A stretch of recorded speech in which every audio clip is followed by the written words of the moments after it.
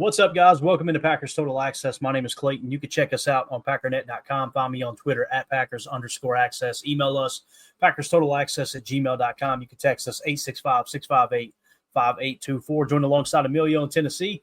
Back to talk some Packers Bears as we're getting ready for the big matchup this weekend as we travel down to Chicago and see if we can take a dub back to Green Bay with us. But before we get into all that talk, got the bell of approval there.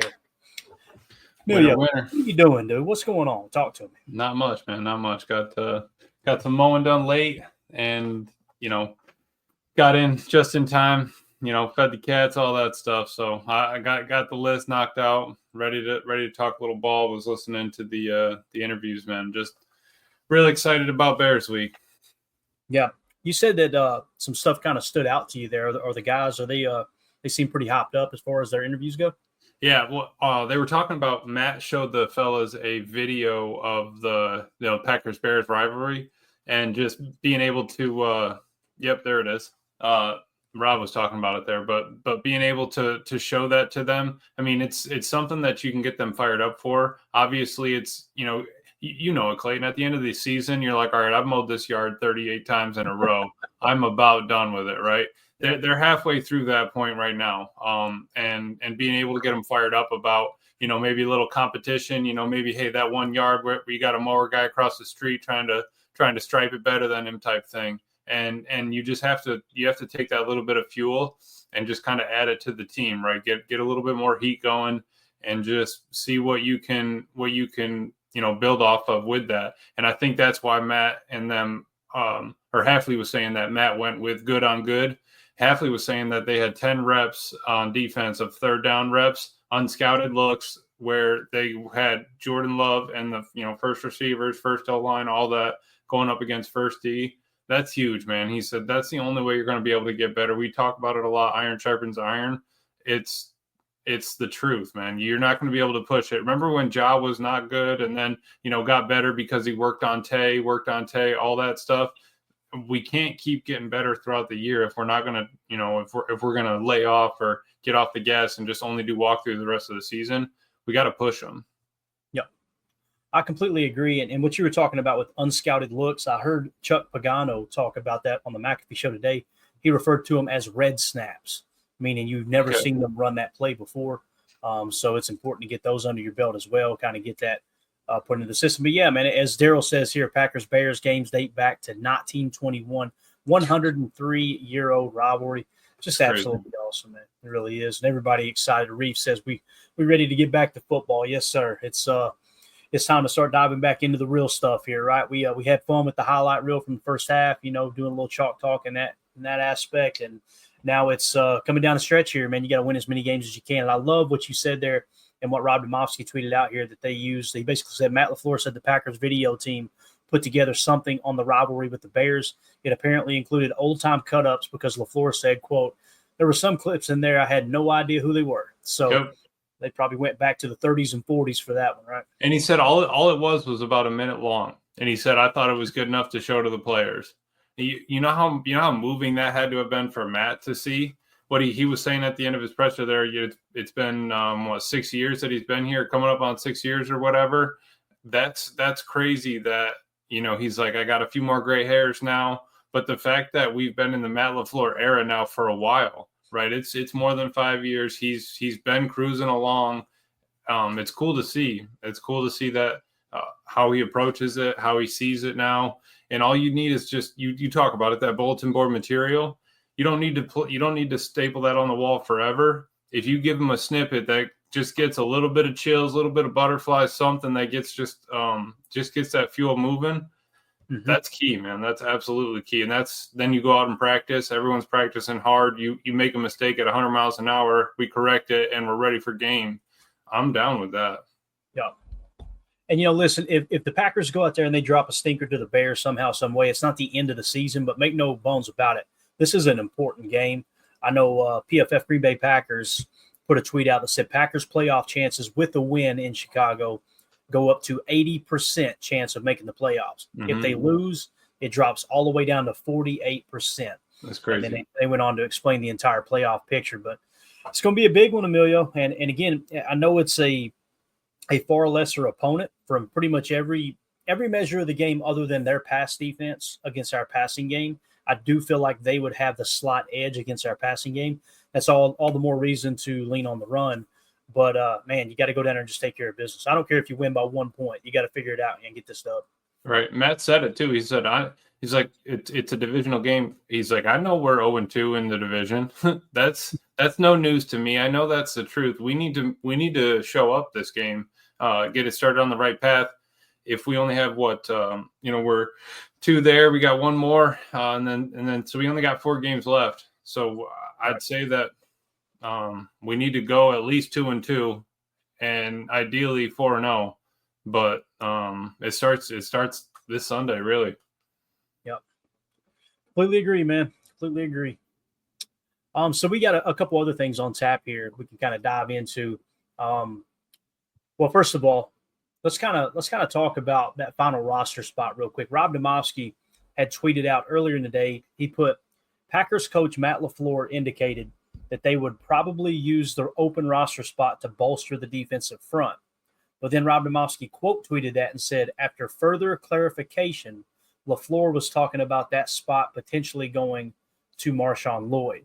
So I don't think you could have topped out a more confusing damn tweet here, to be honest with you. But we appreciate Rob trying. Emilio, how are you taking that little sequence of tweets there? I'm taking it as, after further review, it sounds like Marshawn Lloyd most likely will get that last roster spot. Is that how you're reading that too? Yes, I guess I would say that you too. Sound like me, man. I was going, what the hell does this mean? To reading it like that, when I heard Matt say it, the question was kind of like, so with that extra roster spot, how would you look about going to attack that? Is that going to be like a D line, a Brent Cox or a Jonathan Ford type thing, or is that going to be? I honestly don't even really remember how he had said bringing up Marshawn Lloyd. So I had first really thought that he was talking about Ford. Like they were like, how would you think about, taking that spot and using it with Ford, just him being, with Wood and banged up and stuff like that. I would think that would be more of the option. But if Matt did go back and clarify saying it could be Marshawn Lloyd, I think that's all dependent on how he's feeling enough to do it. But he also said earlier in it, I don't know if we've ever suited up 4 backs. So how are you? So, I mean, it's kind of, you're going to put 4 backs out there. If we're going to run the ball 40 times, all right, fine. Then everybody can get 5 to 10. That's cool. And let's move with it. But I need Matt to be able to commit to that pregame and say, all right, that's going to be the truth. And then that, all right, we have one less D lineman, especially with Wooden being out. There's going to be a lot more reps. Yeah, and it's too old for this, says in the chat. Marshawn Lloyd's converting the nose tackle. There you go. That's all. Hey, he's got the speed for it. Get across the face, and boy, he don't want to sit down there in that pit. I promise you that, man. Poor Marshawn Lloyd. As you can see here, Rob Domofsky also tweeted out a video at practice. Running back Marshawn Lloyd back on the field for a second straight day, despite having hamstring injury added to his ankle injury. Only defensive lineman Kobe Wooden with the shoulder was not outside in the rain for practice. So looking like we're getting closer to seeing Marshawn Lloyd back on the field. I'm excited about it too. I think Emmanuel Wilson is a great backup running back. I'm really excited to see the upside of Marshawn Lloyd. But the main obstacle here, Emilio, is get back on the field and prove that you can stay healthy, right? Learn how to play the game at the NFL level and have yourself available, because there's some people, the reality is there's some players that come through the league and they do not know how to do that. They go too hard. They go too fast. Next thing you know, they're banged up their entire career. They're out of the league in 2 or 3 years. So you got to learn how to play hurt, and learn how to protect yourself and learn to play for another down, if that makes sense. Mm-hmm. No, exactly. And what Matt was kind of saying, that they had got it scanned, and it's not exactly a hamstring, but he's got something else going on, I think is how he kind of worded it. So something in his leg was acting up. The fact that he's out there running, high stepping the way he is, I'm if he's ready to go, put him on the roster. If not, we still have 3 backs ready to roll. So it's not like we're in a pickle that we need him back on the field. But of course, having his explosiveness and stuff. Steno was talking about how if he were to come back, if he's ready to go.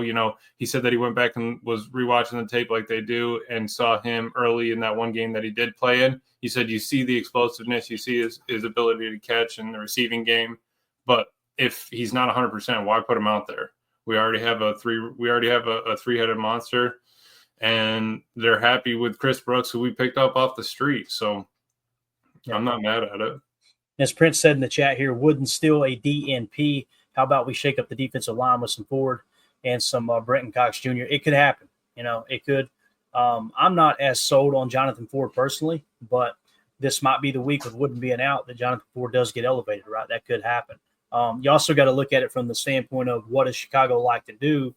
They play 11 personnel the majority of the time, so you probably want an extra pass rusher for that nickel set as opposed to that big body that might not get, 5 to 7 snaps because you're very, very rarely in that base 4-3. So you kind of look at it from that standpoint as well there. Let's see your Prince in the chat. Evening, gents. Secret message to the bearded one. The rooster crows at midnight and the fat man walks alone. There you go. There you go. Take that home with you tonight and ponder on it. Rel in the chat said, did y'all hear Jeff talk about McKinney in his preparation for the games? Did you have get a chance to hear that, Emilio? Yeah, he was just saying, McKinney, he was texting him, was it last night early? Hey, can we have the third down reports? Are you done with those yet? Once he was done with them, he sent them in. Then McKinney gets there early before anyone else and wants to go over those reports with Half. And it's like, what really hit me was, Hafley's coach, Sherman, all those guys, some really excel, some excellent corners and DBs. He said that's what the great ones do. They never give up. They're always churning. They're always moving. They're always trying to get better, move forward, that type of stuff. He said X has that, man. It's that I still cannot believe the Giants got rid of him. Like, how are you going to let a guy with that kind of mentality, that kind of preparation, determination, from a big school and produced coming out here after leaving that big school? Team captain. Yeah, team captain. He's been coached under Nick. Like, what are we doing? How are you going to lose someone like that? Swoop him up, let Hafley coach him up, and he could be the next, all-pro dynasty kind of safety for the Packers. Man, I'll take that. Yeah, and the other thing too, letting Saquon Barkley walk in free agency as well is like, what the hell? Did you see that new video that I saw one came up on my phone? It was that his son is a better GM or better coordinator or whatever manager than he is. He was sitting there at his desk taking notes. He was his daughter was right next to him. His son was playing on the couch, another daughter on the other couch. He said, all right, now asked his son, who would you take in the draft? He said, Jaden Daniels. He said, all right, well, who would you take? He said, Jaden Daniels. He goes, who would your next one be? Drake May, Marvin Harrison. And he nailed it. Like, yeah, and then the girls are always like, oh, well, let's just take JJ McCarthy. He's like, no, they just want them because he's pretty or whatever. But it just hilarious that his son was on it, saying, let's take Jaden Daniels, turn this program around, and they get rid of their best running back, their best safety. Terrible. They signed John Runyon, $30 million. The best part of that Hard Knocks offseason was Mara, the owner, walking in the room and finding out that they're like, okay, you could just see it all over his face. Like they don't think Saquon's as important as I do. And he kept removing himself. Everybody says that's what you want an owner to do. Let the football guys take care of the football operations. Owner stay out of it. In that case, they should have let the owner go, hey, what do you think about keeping Saquon? All right, let's just throw the book at him. Because I'm telling you, their whole response was, as far as modeling their roster was, we just spent all this money on a quarterback. You don't want the quarterback that you paid all that money for to play second fiddle to the running back. That is the biggest crock of BS. Like you want to know why Bart Starr was so damn good? Because he had Hall of Fame running backs behind him his entire career.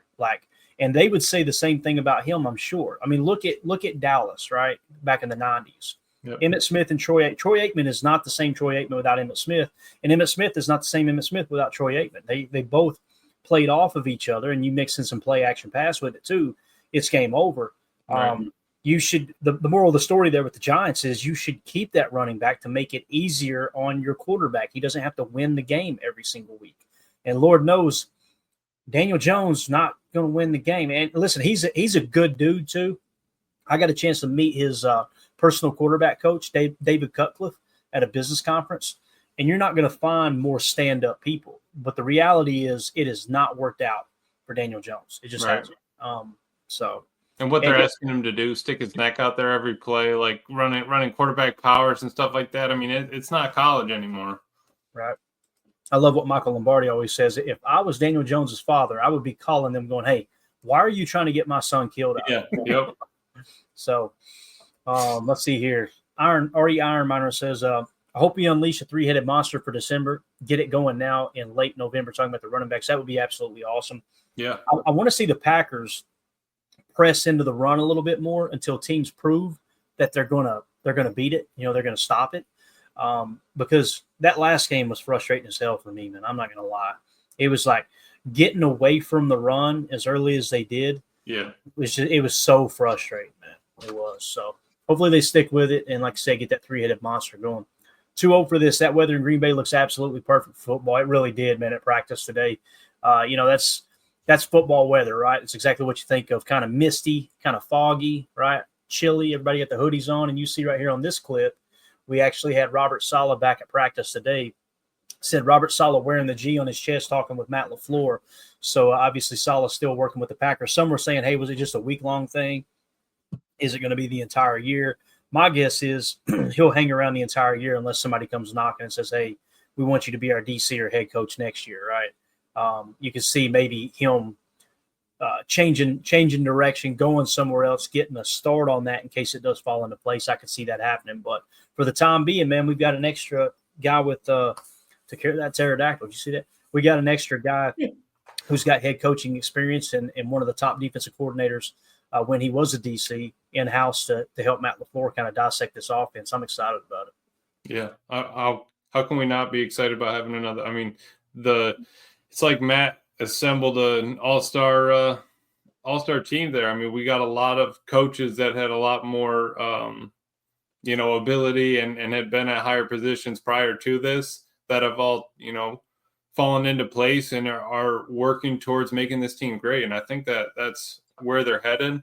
Why not pick up anyone you can that can help you succeed? I'm sure Matt and him were kind of cutting up some tape over the bye. I know Matt was saying that he rested a lot. I hear you, Matt. I did the same thing on my bye, and then we're back to it. I mean, you got to be ready to play. It's season time. Look at the leaves in the background. Mm-hmm. Those trees are about done. I mean, it is the rest of football season is ahead of us, and January is coming quick. Yeah, we done broke out PTA Tom the turkey here on the broadcast in the lower right too, so we're ready to go. Oh, you like that? That is. Andy Monday in the chat said, "Have you seen the Bears' remaining schedule? Yikes! It is bad. It's so bad." Listen, if you told me, "Hey, they're not going to win another game the rest of the year," I can't say, no. I see them winning 2 or 3. They probably will, but I'm not sold that they win another game, Emilio. I mean, right. It's bad. It's real bad, man. You got Minnesota, twice? You got Detroit twice, if I remember correctly. Yeah. And then you got the Packers again. And the other teams on that schedule, too, were pretty rough. So Chicago. Wasn't it Seattle and San Fran? Yep, so I would take the 2 Packers wins, the Seattle and San Fran win.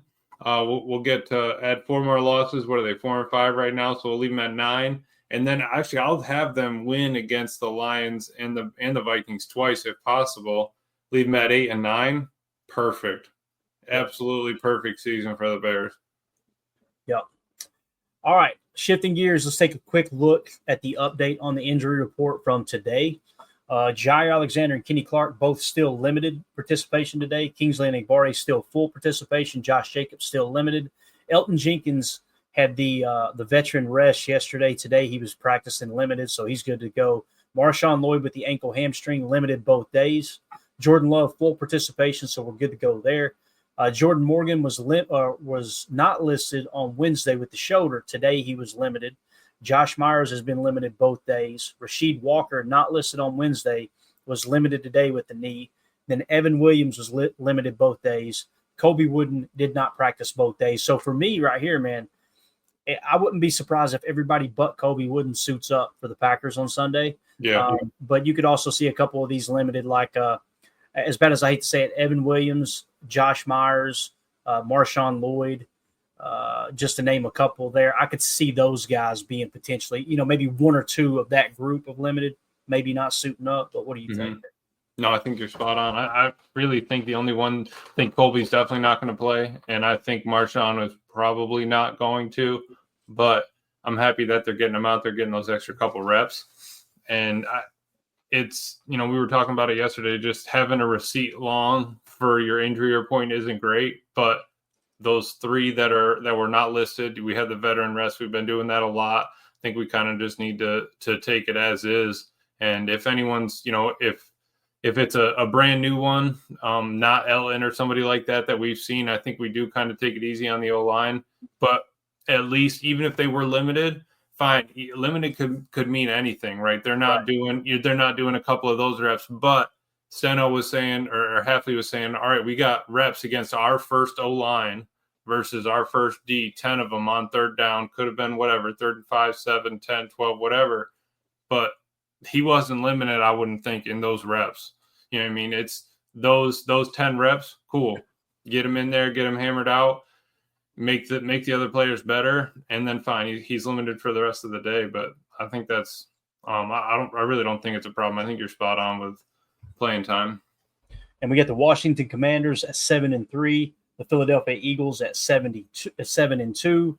Just kicked off at 0-0 here with about 12 minutes left in the first quarter. We'll keep you guys and gals up to date. Would we have beaten the Eagles, Clay, if they didn't have Saquon? If the Giants didn't mess up and do all of what they were doing? If they didn't have Saquon, I think that improves your chances of beating the Eagles. But I don't know. It's hard to say. It really is. Yeah. I think we could beat the Eagles today. I do. Now, I'm not one of these people either, though, that see the Eagles as a weak team. That blew my mind on week one when people were talking like, oh, no, they're horrible. They finished bad last year. I was like, man, I don't know, dude. Yeah. It's a team that was in the Super Bowl the year before. What the hell are we talking about? Like right. They're not far removed from being the most successful team in the NFC.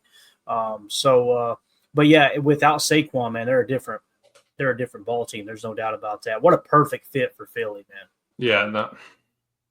I can't believe they let them do it. So on the Chicago Bears side here, all staying the same at did not participate are offensive lineman Kyron Amagaji, Jaquan Brisker, defensive back, and Tevin Jenkins, offensive lineman. Now, it was announced that Jaquan Brisker is going to IR with the concussion. You guys know he's had multiple concussions now, so he is out. No chance of him playing in the game. Staying limited was Braxton Jones, offensive lineman with the knee. Mercedes Lewis had the veteran rest and then did not participate today. That's kind of odd that you get the veteran rest on Wednesday and then not participate on Thursday. Not that I'm too concerned that Mercedes Lewis is going to be like a game breaker or anything, but keep your eye on that. Tarvarius Moore, defensive back with the concussion. He did not participate Wednesday. He was limited today, so sounds like he's trying to get out of concussion protocol. Noah Sewell with the knee injury was limited both days. Montez Sweat with the ankle injury, the great defensive lineman there in Chicago, did not participate Wednesday. He was limited today. Darrell Taylor, defensive lineman with the knee injury, and Darnell Wright, offensive lineman with the knee injury, were both limited on both days, Wednesday and Thursday. So it looks like there's a good chance that 1, 2, 3, 4, as many as, anywhere probably from 4 to 8 Bears might miss this game, Emilio. So they're as bad as they played here lately. You still can't overlook them, don't get me wrong, but it seems like they're going to go into this game pretty banged up again. Yeah, and like you said, I honestly feel bad for Brisker, man. He's been out since early October with a concussion. That's not a good look. I hope he's all right, kind of thing. And with that, I don't know, man. Mercedes Lewis, I feel like he did that last year. Besides that, I don't think that they're super excited about how their list is looking, that injury report going into the game. Hopefully they'll have their tackles back if it's going to make a difference, but we'll see. Yeah, Rail in the chat said it's supposed to be 60 degrees Soldier Field Sunday. It's 47 at Lambeau now, so obviously the Packers getting out in the elements. The weather's going to be a lot better come Sunday, which is great news, I think. I think that does benefit the Packers for sure. Prince in the chat says long-range Green Bay forecast. San Francisco and Miami home games, both 41 degrees, cloudy, no precipitation. You guys, I'm telling you, man, you think just like I do. When it hits November, I start looking ahead. When's the next home game? I don't care if the forecast is 2 weeks out. We got snow yet? We got some snow flying yet? I love cold weather football, man. It's what makes Green Bay football. There's no doubt about it. Right. All right, so we got the injury report. Again, we mentioned this was the report that came out. Brad Biggs said strong safety Jaquan Brisker will not play this week. So that was the confirmation we were talking about earlier today. Now, when we look at the playoff picture here, Emilio, as it sits right now, in the AFC, Kansas City 1 seed, Buffalo 2, Pittsburgh 3, Houston 4, Baltimore 5, LA Chargers 6, and then the Denver Broncos at 7th. With the Packers in the NFC playoff picture, you've got the number 1 seeds, the Detroit Lions at 8-1. You got the Philadelphia Eagles, who are playing right now, at 7-2. You got the Atlanta Falcons in the 3 seed sitting at 6-4. You got the Arizona Cardinals at the 4 seed sitting at 6-4. Isn't it amazing, Emilio? Remember when we beat the Cardinals? Everybody was, oh, they're a bad team. We beat a bad team. Okay. They're leading San Francisco's division right now at 6-4. So anyway, they're the 4 seed. Number 5 seed is the Minnesota Vikings at 7-2. Then you got the Washington Commanders at 7-3, sitting in the 6th seed. They are facing the Eagles right now. So there's huge playoff implications on that game that's going on Prime at the moment. Then, of course, the Green Bay Packers sitting there in the number 7 seed at 6-3. What do you think about this playoff picture, man, how it's shaping up? I know we got the standings as well we can hit on here in a second if you'd like. But it's pretty cool because the Packers do have a little bit of breathing room. Again, you want to go down there and get this dub. Actually, I'll just flash it to you real quick right now. So the 49ers at 5-4. The Rams are actually 4-5. I need to update that graphic. So basically, you got the Niners right behind the Packers, and then it drops down another loss to the Rams, Bears, and Seahawks, all sitting at 4-5. So if you go out there and beat the Bears this week, right, and somehow, some way the 49ers end up losing, I mean, that's setting you up to really be in the driver's seat for at least getting that wild card. And I know people don't like to talk about the wild card. You want to win the division. I do too. But every year as a fan, I'm looking for what are the scenarios to make sure we get a shot at that Lombardi. That's the primary focus for me. That's all it takes. All you got to do is get into the dance. And I was going to say, we play San Fran, right after this game? Yes. So, like you said, if we can get a loss there, get a win against the Bears, and hopefully go back in and beat the Niners after that, we are on the right track. I was going to ask you, in this game tonight, who would you rather take the dub, looking at playoff implications? Well, as it sits right now, you know, with the teams kind of uneven because some getting the bye and some not, with the record right now, let me pull it back up here. You've got the Eagles at 7-2 and the Commanders at 7-3. Me personally, I would rather the Eagles lose because you want them to have that extra loss, right? Basically, you want every NFC team possible to lose. But at the same time, if they beat the Commanders and they now go to 7-4, that kind of helps the Packers too, right? They technically jump the spot. So right, that's what I was kind of thinking. Like I said before I asked that, I was thinking I want the Commanders to win, and I started thinking about if they go 7-4, we go 7-3, then I think their bye week's coming up either next week or the week after. We'll be in the driver's seat. You're looking at it from a standpoint of like, okay, we want whoever's leading the division right now, go ahead and run away with it, right? And everybody else, right? Right. And it's funny too because you'll feel like this week. This is speaking for myself. Next week you'll feel totally different because it's a different matchup. So next week I'm like, Cardinals, what are you doing? Like, you guys you need to be running away with this. We can't be letting San Fran back in it. Exactly. So we'll keep our eye on it. Now, as far as these teams that are in the hunt right now, let's look at the schedule real quick and see if we can identify who we are playing here coming up. So obviously you got the 49ers and the Bears. That'll help your playoff chances if you can beat both those teams. The Lions, look, it is what it is. We still technically got a shot at the division, but it's going to be an uphill battle unless they fall flat on their face. It's crazy that your quarterback throws 5 interceptions. You come out of that game. The byproduct is you come out of that game with even more momentum than you went in with. Because when you throw 5 interceptions, you still figure out a way to win the game. Your confidence has got to be an all-time high. Yeah, they were just gnawing on kneecaps to stay alive. Exactly. So then you got Seattle, right? And we showed Seattle sitting down there as well. So you go in to take care of business against Seattle. You're knocking another team down right? Kind of keeping them off your heels as well. You need to win every game possible. Obviously, it goes without saying. Mm-hmm. The Saints are an absolute dumpster fire right now. Then you got the Vikings again, and again, when you look at where the Vikings are at and where they're seated, they're at 7-2. So let's say you go in there and you beat the Vikings. If you can leapfrog them somehow, you're really creating some extra breathing room, right? Yep. No, and the Vikings have to go in and win some games too before we play them again. So this, the way Sam Darnold was tracking, I don't know how it's going to look out for them moving forward, but it all starts 1 week at a time. This weekend is we need to smoke the Bears. Then we got a Thursday night and a Thursday night short, on kind of a shorter week. At least they're back to backs, but or I'm sorry, we had a Sunday, then a Thursday. So we have the Niners, then a short week going into Thanksgiving, and then it's basically the end of the season. If we want to lose a game, fine, let it be the Dolphins. Besides that, we need to kind of sweep the NFC opponents. Yeah, I agree. So we got an update on the power rankings according to Fox NFL Podcasts. The Packers dropped the spot to number 9, so your power rankings right now sit number 1, Kansas City Chiefs, number 2, Detroit Lions, number 3, the Baltimore Ravens leapfrog the Buffalo Bills. So the Bills fall to number 4. They fall 1 spot. The Eagles climb 2 spots to the number 5 spot. Number 6 is the Pittsburgh Steelers. They jumped up 3 spots, while the Washington Commanders dropped down 2 spots to number 7. The Vikings dropped down 2 spots to number 8. And like I said, the Packers dropped 1 spot to number 9. And then you got the Cardinals that jumped up 4 spots to number 10.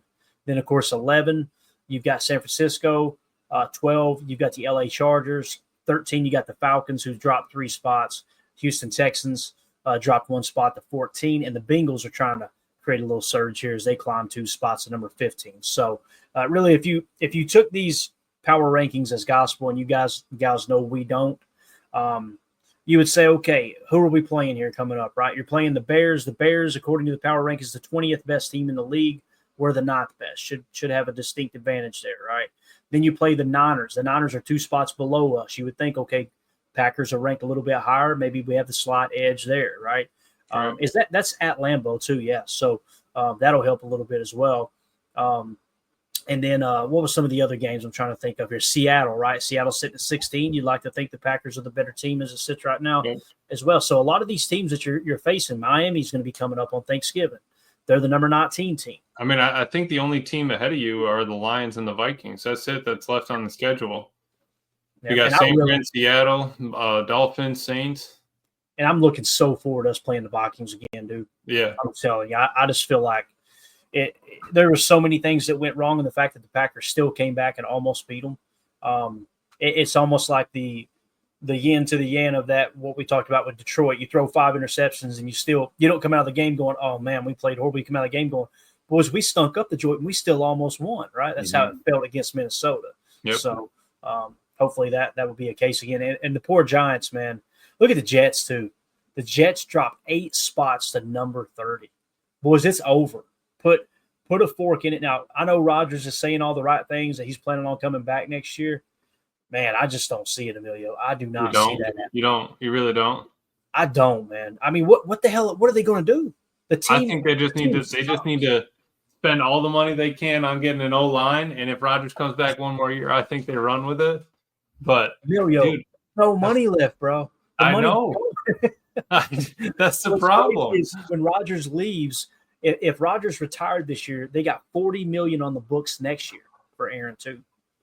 It's just wild, man. I think he has to come back. I think they're going to beg him to come back so he doesn't screw the cap, right?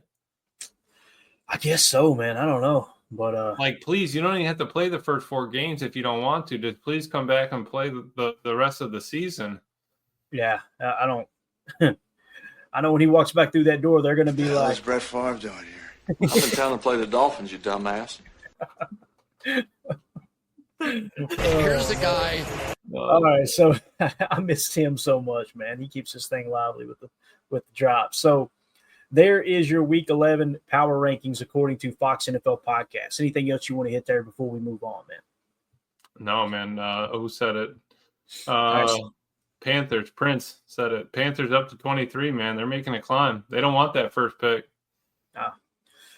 Yeah, they don't, man. And they're playing better. They really are. The Saints jumped 8 spots there, too. Obviously, with the interim head coach, they'll get that little boost there. It'll probably come right back down to where it was before.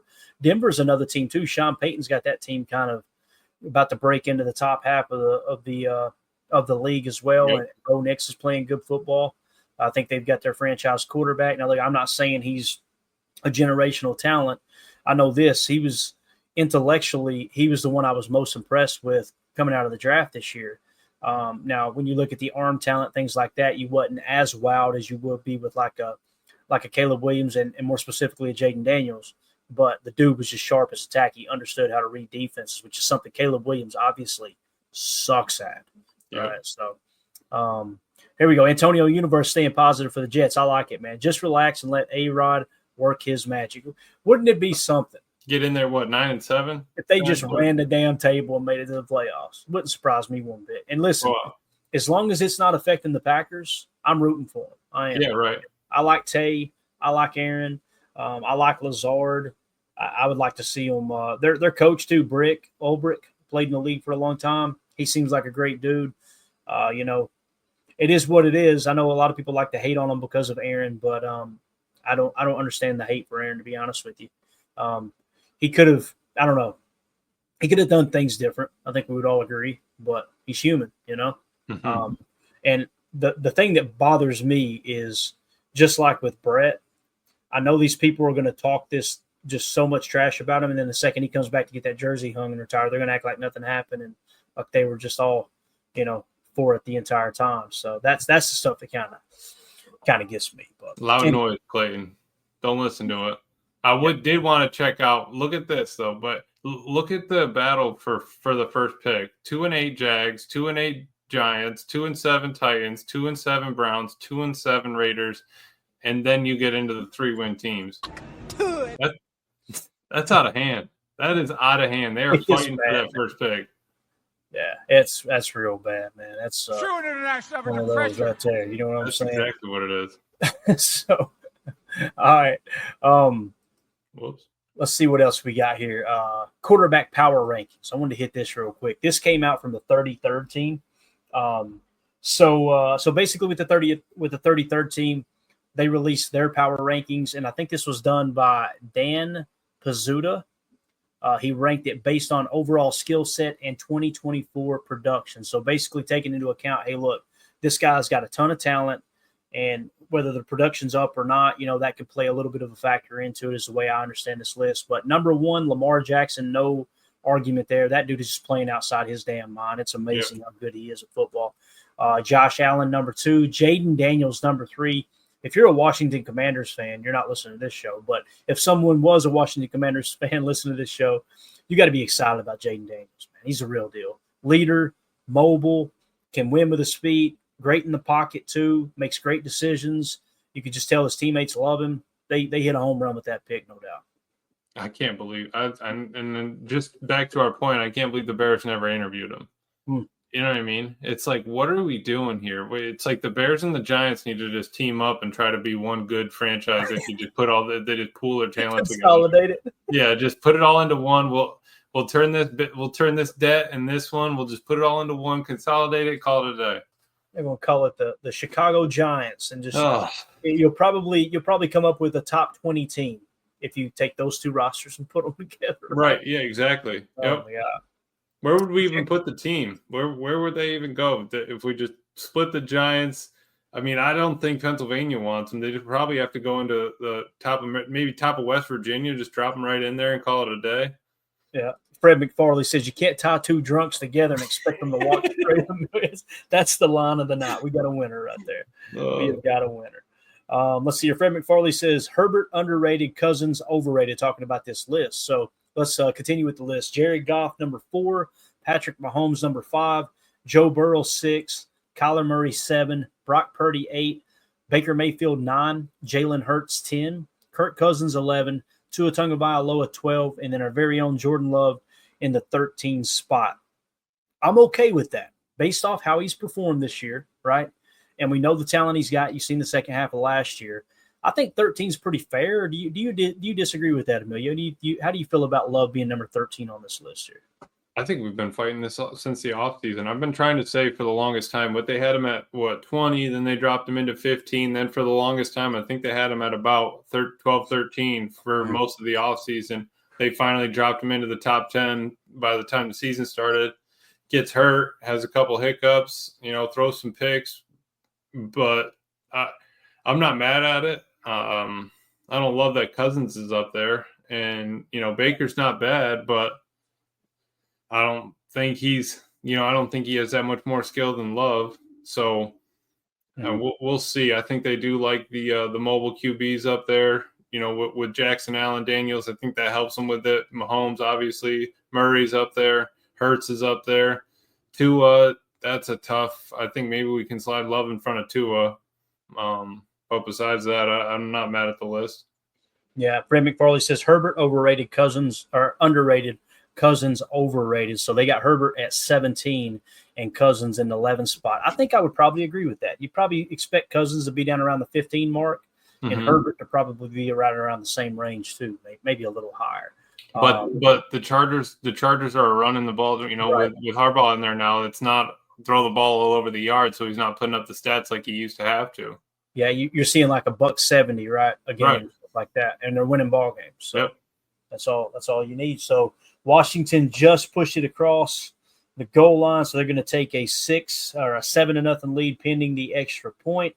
As we all know well, those extra points aren't gimmies anymore, but they're going to take an early 7-0 lead here over Philly, it looks like. So this is going to be a dandy, man. I'm excited about watching the finish on this one. Yeah, definitely. CJ Stroud, or Prince in the chat, says CJ Stroud, biggest baller. Where's he at on this list? Where does Stroud end up? 21st, Emilio.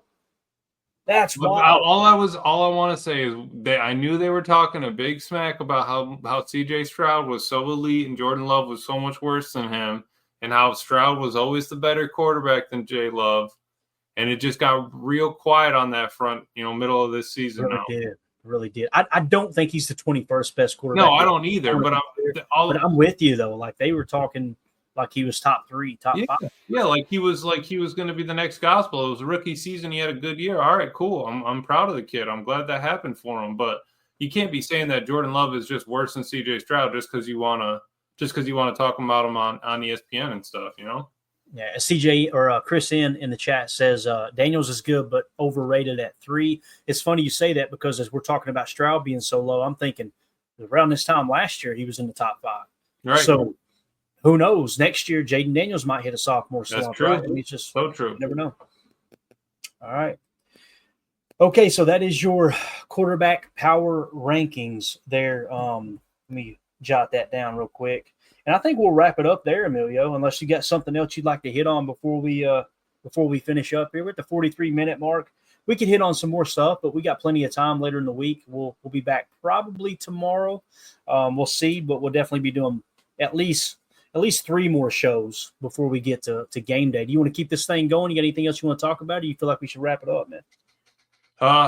No, I really don't have anything else to say besides the fact that I'm so glad that we pulled Hafley in. I really am excited with that pick. I think that this D is going to really hone its skills coming into the end of the season. And, with P. Smith going away, appreciate all the service and everything like that, but let's see what the young kids do. And maybe that gives us a spark for the rest of the year, and let's roll with it. And like he was saying, man, it depends on the game. If we're going to bring a fire zone, if we're going to bring a man blitz, if we're going to do all these different things, it depends. Some games we're not even going to bring pressure. But, he said what the Patriots did well was they covered well and they got pressure on Caleb. They kept him under wraps. And we talked about it. We saw it last night in the sacks that we watched. It seemed like they were NASCAR mugging it, 6, 7 guys standing on the line, get him flustered, get him on his heels. And just let both of them cook, because that's all it's going to be about is can Matt call the right plays? Can we stick to the run game when needed? Throw a first down pass just to get Clayton's blood boiling, and then let's go from there and see what happens. Be fired up. And listen, I want to see them crank up the forklift, bro. I want to see some Tucker Craft yak going on. Yeah, no doubt about that.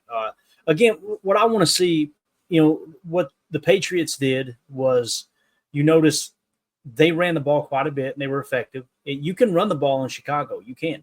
You just got to stay patient. What Chicago wants you to do is to come out of that running game and throw on their defense. That's what they want you to do. You just can't fall into that trap. Doesn't mean you don't take shots. Doesn't mean you don't pick your spots.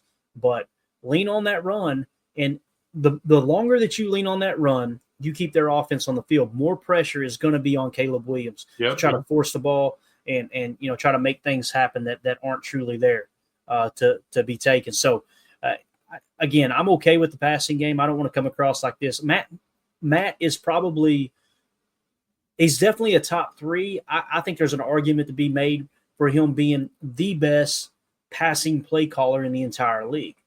The issue is you kind of fall into that trap of throwing on first down when you're averaging 9 yards a carry with Josh Jacobs. It's like, come on, bub. Let's. Do you think that's a game management issue for Matt, or do you think it's just like a mentality type thing? Because remember Lombardi talks about it, like, Bill Belichick would have managed the game in X, Y, and Z, situations, 2-minute Rolex time, stuff like that. Is that something that Matt has been building towards, or is it something that he's hung up on? I love Matt. Matt is like, there's no bigger Matt LaFleur fan than me right here. Right. I promise you. I think he has been a godsend. I think he's going to go down as one of the best coaches in the history of the NFL. But one of his weak spots is he is an emotional coach. He is emotional. So when things don't go absolutely perfect, I think his mindset gears towards, let's take a shot here. Let's take a shot. Let's try to, you know what I mean? Yeah. Rather than, all right, what's going on in the game right now? Like Lombardi was talking about the other day on the GM Shuffle, how Josh McDaniels was a great OC, but he also had Bill Belichick in his ear, and every now and again, Bill Belichick. Hey, run it. Yeah. Hey, how about we slip a run in here? And he would just come over the radio. Josh is getting ready to call the play, and Bill go, hey, I don't care what the play call is, run one here. That's called being a head coach. Now, Matt LaFleur doesn't have the luxury of sitting back and listening to his OC call the plays and kind of feeling the game and how it's flowing. He's in the heat of the battle. What's next on the play call? Okay, we already hit this, and this. That was a positive. We'll set that up. We'll marry that up with this stretch run. We'll marry that up with the jet sweep. Like a mad scientist, right? He doesn't have that luxury of, why don't we slip a run in here, Yeah. So who do you think would do that for him? You think it'd be like Steno? Would Steno be able to do that, or is that Rich? But so, like, who's gonna stick in his ear and say something? I don't think anybody's going to. And right. And here's the thing: I don't think Matt wants anybody to. Like, that's fair.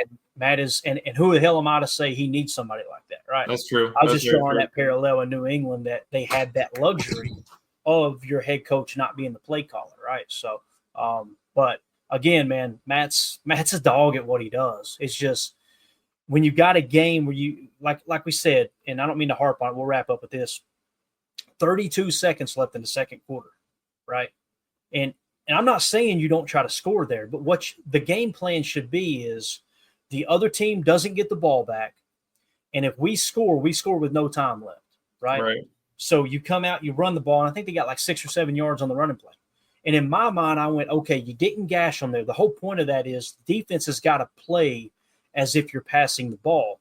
So you try to sneak a run in there. And if you get 12 yards, call a timeout. All right, now we go, right? But you got 6, you call another play, you come to the line, and it's a shot play. And it's like, Jordan's got to know right there, bro, you cannot, you take a sack or you throw that ball 45 yards down the field. You can't get caught in between. Let me dump it off, and I think there's enough blame to go around. I don't want to continue to harp on it because it was just one play, but it was the difference in the ball game. I really believe that because Jordan came to the sideline, man. Sit your butt outside.